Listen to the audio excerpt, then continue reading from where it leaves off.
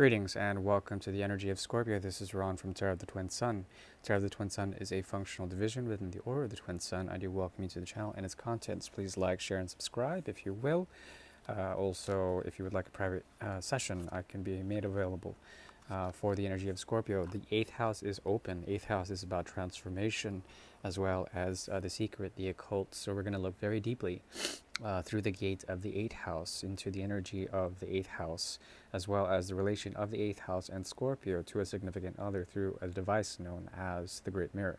The Great Mirror is a tool devised in order to see apparent karmas that may exist between the 8th house or Scorpio, the individual versus the other, okay, a significant other of some sort, okay. Usually what emerges out of it is tension, conflict, as well as karma that may be resolved dharmically. It really depends if you're willing to move from the 8th to the 9th house in terms of this, or move back into lower, lesser forms. It really depends. So we'll go ahead and get to it. Now, one interesting thing for those who are into astrology, and I bet you all are, the energy of Scorpio is known in modern astrology through its relation to Pluto. Now, Pluto takes second precedence to the original ruler of Scorpio, which is the energy of Mars, known as Mangal or Mangalic in nature, okay? With a Mangalic composition, the abrasive qualities of negotiation with the other comes through, if you will, a transformational sort of aggravation, okay? This has to do with purgation, deep shedding of the skin in order to release Kundalini type energy in order for transformational repose, okay? So we'll go ahead and look into that.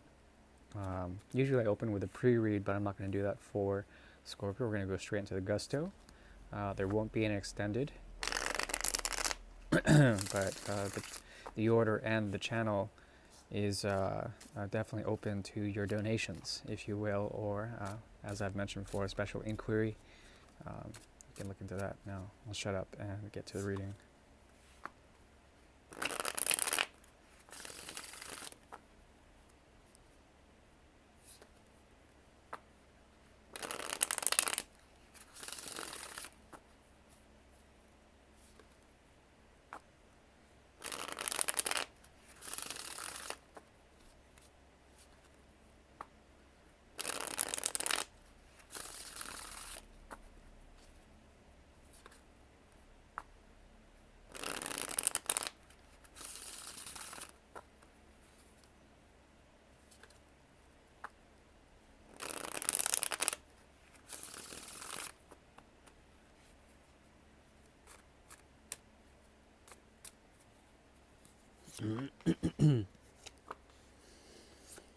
In relation to the other, you, or the energy of the 8th house, is going through a period of fortune.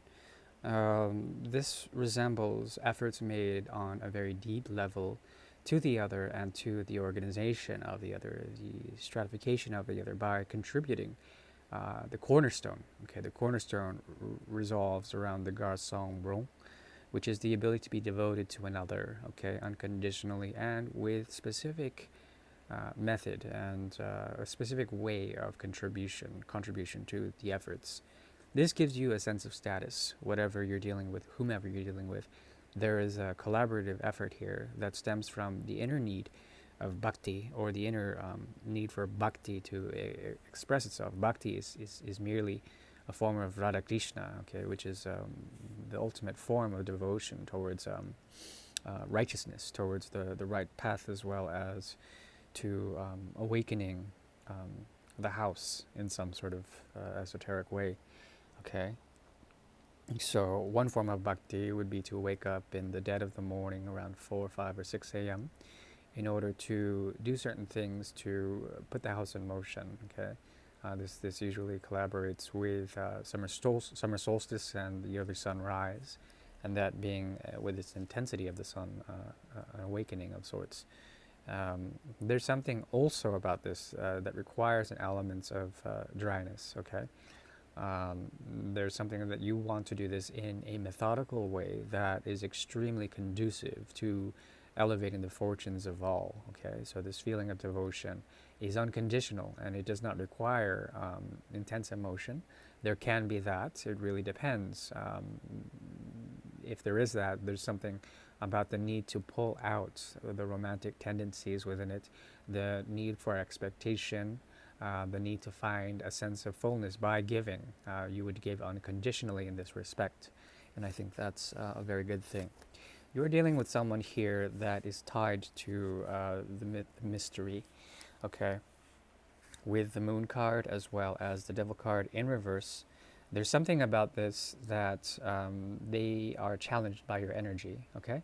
Meaning that the devotional aspects about you are unwavering, but then even they question that. They question if you're doing the right thing. They want you to they impress upon you the realm of Maya in a projective way, in which they want to sort of have you want a sense of expectation in return. Okay, ultimately there is no sense of reciprocity in this. There's no sense that you need to be given something to feel sustained. It's an act of giving, but even this very act of giving is painted in a very negative, fearful way, that's tied to the reptilian brain, in which immediate sort of reciprocity is needed, or there's a need to give back, or like it's just disgusting in that respect. At the same time, there is credence here. There's something about the loyalty that they demand, the effort that they demand, especially when it comes to the idea of fraternitas, or a brotherly sort of, or brotherly or sisterly sort of way of giving and receiving on that level. This represents families as well. There could be that you have been gifted in a way in the chaos, some scaling or resolution to a higher social order.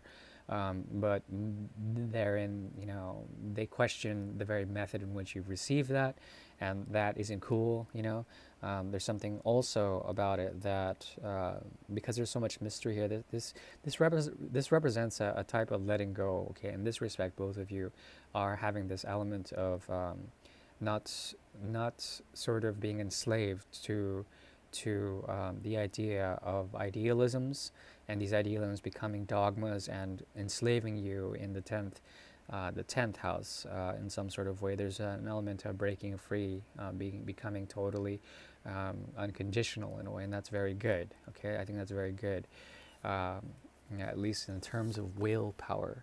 Now, when it comes to the mirror,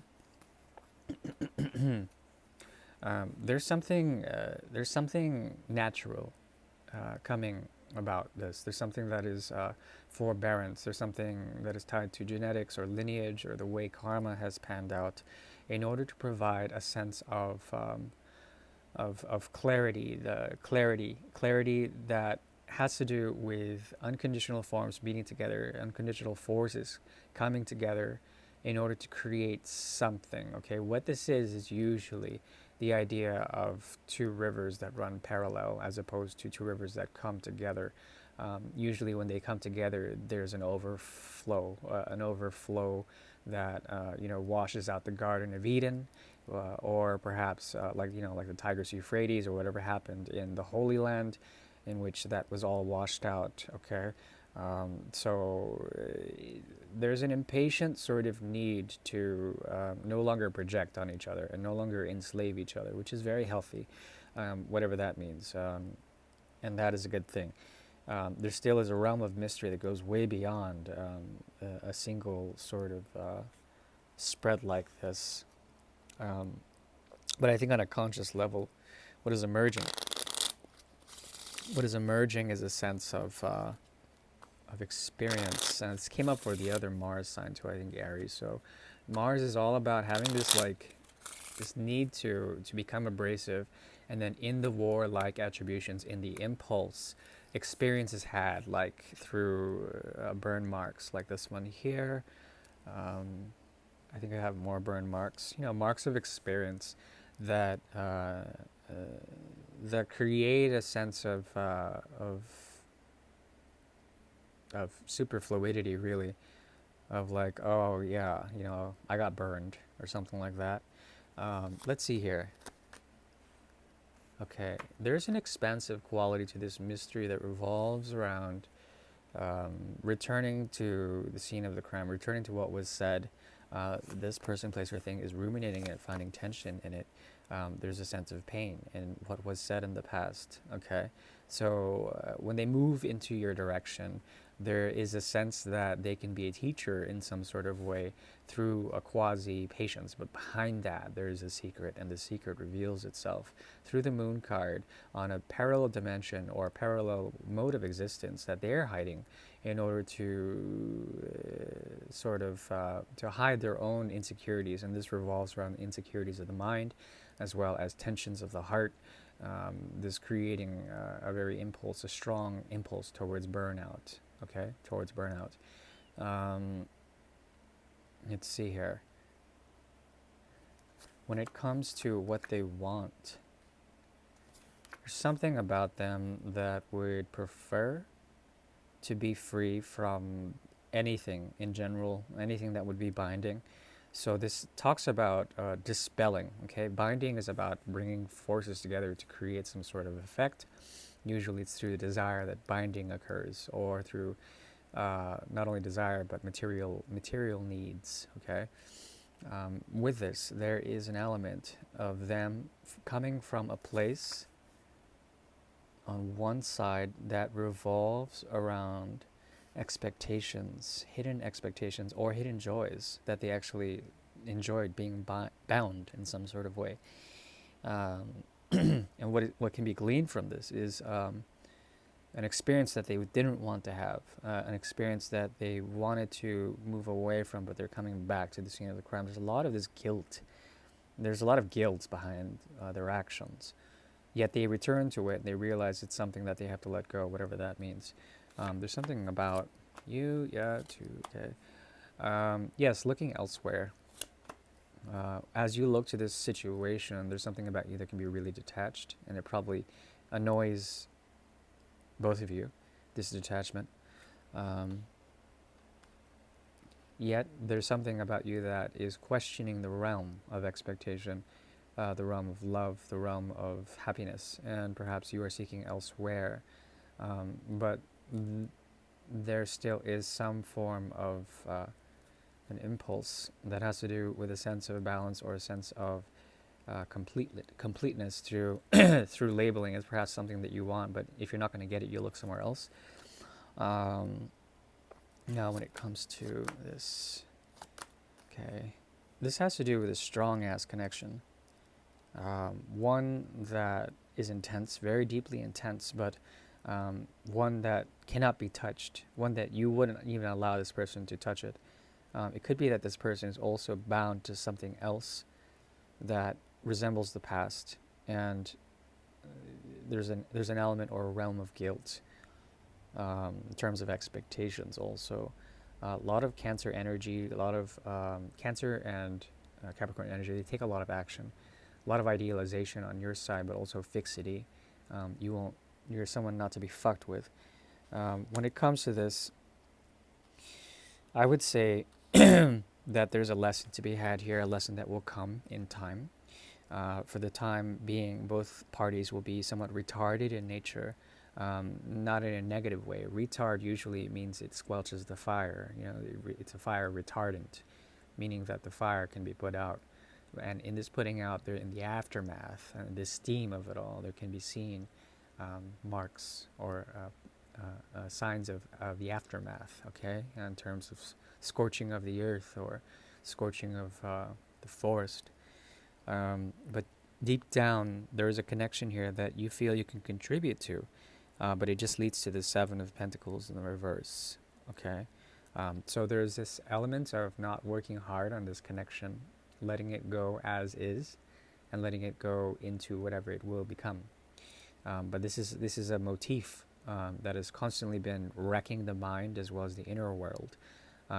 Each time you contribute to it, in the effort of hard work, there's something about it that won't be listened to, and there's a great karma here, and there's a lot of fear on their end, lots of fear, lots and lots and lots. So I don't know if you would be attracted to that kind of energy. It really depends.